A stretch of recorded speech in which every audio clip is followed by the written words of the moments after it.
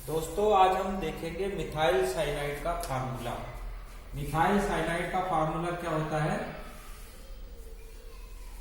CH3Cl। ये है methyl cyanide. तो मिथाइल साइनाइड का फार्मूला क्या होता है? CH3Cl। ठीक है, अब हम इसके बारे में थोड़ा सा और जानने की कोशिश करेंगे।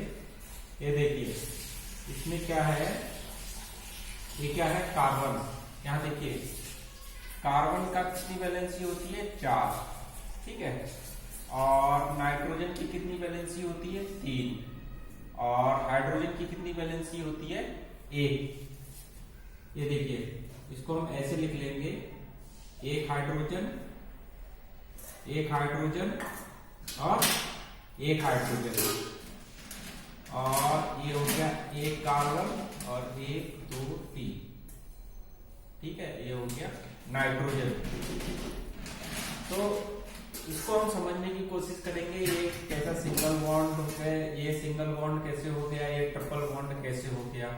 ठीक है, तो इसके लिए हम देखेंगे कार्बन की वैलेंसी कितनी होती है? 4। नाइट्रोजन की वैलेंसी होती है 3। हाइड्रोजन की, कार्बन की 4 वैलेंसी है, तो कार्बन से कितने 4 बॉन्ड लगे हुए होंगे। देखो एक कार्बन ये है, तो इसमें कितने बॉन्ड कार्बन से जुड़े? 1 2 3 4। और नाइट्रोजन की, और ये देखिए, और ये वाला कार्बन देखिए 1 2 3 4 बॉन्ड लगे हुए हैं। इससे भी 2 कार्बन है, इस कार्बन से ये वाले 4 बॉन्ड और इस कार्बन से ये 4 बॉन्ड लगे हुए हैं। नाइट्रोजन की कितनी? 3 वैलेंसी होती है, तो इससे कितने बॉन्ड जुड़े हुए हैं? 1 2 3। ठीक है, हाइड्रोजन की कितनी वैलेंसी होती है? 1, तो हाइड्रोजन से कितना? 1 बॉन्ड जुड़ा हुआ है। ठीक है, तो और अब ये 3 बॉन्ड जुड़े हुए हैं, तो ये अब सवाल आता है ये 3 बॉन्ड क्यों जुड़े हुए हैं? नाइट्रोजन की वैलेंसी 3 क्यों है? कार्बन से 4 बॉन्ड क्यों जुड़े हुए हैं? और कार्बन की 4 वैलेंसी क्यों है? हाइड्रोजन से 1 बॉन्ड क्यों जुड़ा हुआ है? हाइड्रोजन की 1 वैलेंसी क्यों है? अब यहां से देखिए कार्बन का एटॉमिक नंबर कितना होता है? कार्बन का एटॉमिक नंबर देखिए कार्बन का एटॉमिक नंबर कितना होता है? 6। ठीक है, इसका पहली सेल में 2 इलेक्ट्रॉन होते हैं, दूसरी सेल में 4 इलेक्ट्रॉन होते हैं। ठीक है, देखिए कार्बन है, कार्बन के पहली सेल में कितना? 2 इलेक्ट्रॉन हो गए, और दूसरी सेल में कितने होते हैं? 4 इलेक्ट्रॉन होते हैं।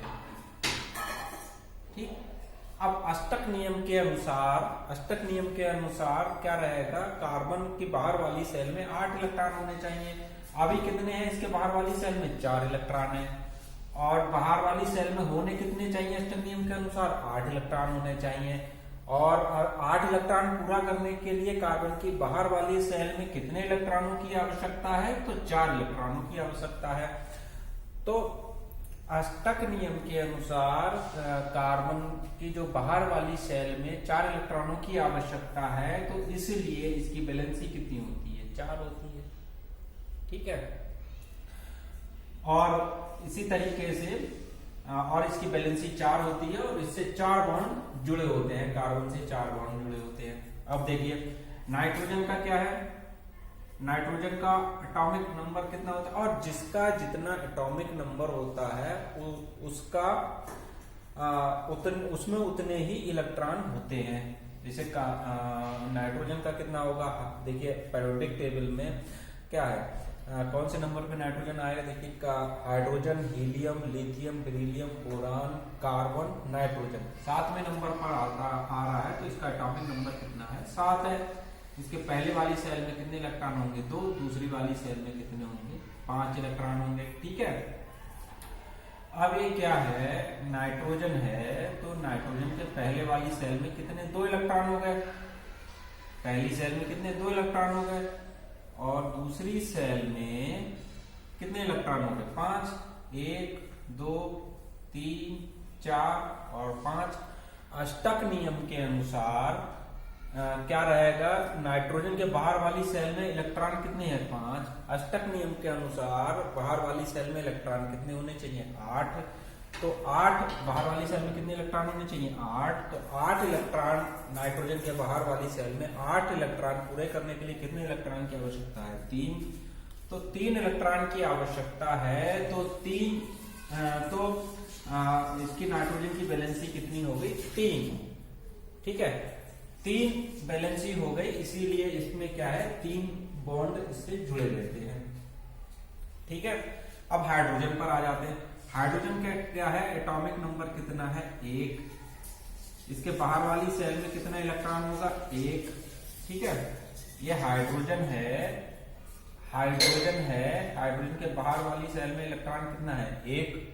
ठीक है, इसके बाहर वाली सेल में 1 इलेक्ट्रॉन है, और अष्टक नियम के अनुसार हाइड्रोजन की बाहर वाली सेल में 2 इलेक्ट्रॉन होने चाहिए। ठीक है, इसके बाहर वाली सेल में इलेक्ट्रॉन कितना है? 1। अष्टक नियम के अनुसार इसके बाहर वाली सेल में इलेक्ट्रॉन कितना होने चाहिए? 2। तो 2 इलेक्ट्रॉन करने के लिए इसको कितने इलेक्ट्रॉन की आवश्यकता है? 1। तो इसकी वैलेंसी होती है 1, इसीलिए ये 1 बॉन्ड से जुड़ा होता है। ठीक है, अब थोड़ा और अच्छे से हम इसको फार्मूले को समझने की कोशिश करेंगे। ये देखिए, ये है कार्बन। कार्बन के बाहर वाली सेल में इलेक्ट्रॉन कितने होते हैं? 4। कार्बन के बाहर वाली सेल में इलेक्ट्रॉन कितने होते हैं? 4। ठीक है, और ये है हाइड्रोजन। हाइड्रोजन के बाहर वाली सेल में कितना इलेक्ट्रॉन होता है? 1। हाइड्रोजन के बाहर वाली सेल में कितना इलेक्ट्रॉन होगा? 1। हाइड्रोजन के बाहर वाली सेल में कितना इलेक्ट्रॉन होगा? 1। और ये दूसरा कार्बन लिखते हैं यहाँ पर। ये देखिए, कार्बन है, कार्बन के बाहर वाली सेल में कितने इलेक्ट्रॉन होते हैं? 4। ठीक, और नाइट्रोजन है, नाइट्रोजन के बाहर वाली सेल में कितने इलेक्ट्रॉन होते हैं? 5। ये इलेक्ट्रॉन किधर भी लिख सकते हैं, लेकिन हमने इसको समझने में आसानी हो जाए इसीलिए इस तरीके से लिख रहे हैं, बाकी इलेक्ट्रॉन को कहीं भी लिख सकते हैं। ठीक है, तो अब देखेंगे नाइट्रोजन की बाहर वाली सेल में कितने इलेक्ट्रॉन होते हैं? 5। अब इसके बाहर वाली सेल में 5 इलेक्ट्रॉन होते हैं, तो और 8 इलेक्ट्रॉन करने के लिए इसको कितने इलेक्ट्रॉनों की आवश्यकता है? 3 इलेक्ट्रॉनों की आवश्यकता है। नाइट्रोजन को कितने? 3 इलेक्ट्रॉनों की आवश्यकता है। तो नाइट्रोजन ने क्या करा, यहां से साझा कर लिए। ठीक है, पहले हाइड्रोजन का बताते हैं। हाइड्रोजन के बाहर वाली सेल में कितने इलेक्ट्रॉन है? हाइड्रोजन के बाहर वाली सेल में 1 इलेक्ट्रॉन होता है। ठीक है, और उसको अष्टक नियम के अनुसार उसके बाहर वाली सेल में कितने? 2 इलेक्ट्रॉन होने चाहिए। तो 2 इलेक्ट्रॉनों को पूरा करने के लिए उसको कितने इलेक्ट्रॉन की आवश्यकता है? 1 इलेक्ट्रॉन की आवश्यकता है। ठीक है, तो वो 1 इलेक्ट्रॉन से साझा कर लेगी। देखिए यहाँ पर ये इसने साझा कर लिया, इसके 2 इलेक्ट्रॉन हो गए हाइड्रोजन के बाहर वाली सेल में, इसने इससे साझा कर लिया। इसके पास भी पहले 1 था, इस हाइड्रोजन के पास भी पहले, इस हाइड्रोजन के पास भी पहले 1 था। फिर देखिए, इस हाइड्रोजन के पास पहले खुद का 1 था, फिर 1 कार्बन से साझा कर लिया, तो टोटल कितने हो गए? 2 हो गए। वैसे ही इस हाइड्रोजन का भी हो गया, वैसे ही इस हाइड्रोजन का भी हो गया। ठीक, अब देखिए, अब क्या है, अब इस कार्बन पर आ जाते हैं। तो कार्बन के बाहर वाली सेल में कितने इलेक्ट्रॉन है? कार्बन के बाहर वाली सेल में कितने इलेक्ट्रॉन है? 4। कार्बन के बाहर वाली सेल में 4 इलेक्ट्रॉन है, और कितने होने चाहिए इसके बाहर वाली सेल में? 8 इलेक्ट्रॉन होने चाहिए। तो अभी इस कार्बन ने इस हाइड्रोजन के 1 इस हाइड्रोजन से ले लिया, 1 इस हाइड्रोजन से ले लिया, 1 इस हाइड्रोजन से ले लिया। ठीक, 1 इस हाइड्रोजन से, 1 इससे, 1 इससे। तो टोटल कितने हो गए? ये इलेक्ट्रॉन हो गए 7 हो गए। अभी इसको, इस कार्बन को कितने चाहिए? 1 इलेक्ट्रॉन और चाहिए, तो वो 1 क्या करेगा? इससे साझा कर दिया। ठीक है, तो 1 इस कार्बन से हो गया, तो ये टोटल इलेक्ट्रॉन कितने हो गए? 8 हो गए इस वाले कार्बन के पास। ठीक है, आप देखते हैं इस इलेक्ट्रॉन, अब इस कार्बन के पास में, इस कार्बन के पास में कितने इलेक्ट्रॉन हैं? इस कार्बन के पास में इलेक्ट्रॉन है, इस कार्बन के पास में इलेक्ट्रॉन है। कार्बन के पास इलेक्ट्रॉन कितने होते हैं? 4। ठीक है, खुद के, और 1 इस इलेक्ट्रॉन से इसने ले लिया, तो अभी टोटल कितने हो गए हैं? 5 हो गए। ठीक, अब इसको टोटल कितने 8 इलेक्ट्रॉन होने चाहिए ना बाहर वाली सेल में, एक किससे ले लिया तो 5 हो गए। अभी कितने इलेक्ट्रॉनों की और आवश्यकता है, टोटल 5 हुए हैं, अभी 3 इलेक्ट्रॉनों की और आवश्यकता है। ठीक है, तो 3 इलेक्ट्रॉन क्या करेगा, इस नाइट्रोजन से ले लेगा। तो नाइट्रोजन के 3 इलेक्ट्रॉन हो जाएंगे। ठीक, तो ये टोटल इसके पास, इस कार्बन के पास भी 8 इलेक्ट्रॉन हो गए। अब नाइट्रोजन का देखते हैं। नाइट्रोजन के बाहर वाली सेल में कितने इलेक्ट्रॉन होते हैं, 5। नाइट्रोजन के बाहर वाली सेल में कितने इलेक्ट्रॉन होते हैं, 5। तो नाइट्रोजन के बाहर वाली सेल में इलेक्ट्रॉन होते हैं 5, तो नाइट्रोजन के और होने चाहिए कितने, 8। तो नाइट्रोजन को और कितने इलेक्ट्रॉनों की आवश्यकता है, 3। तो कार्बन के इसने 3 इलेक्ट्रॉनों से साझा कर लिया। तो इसके टोटल पास, इसके पास कितने हो गए इलेक्ट्रॉन, 8 इलेक्ट्रॉन हो गए।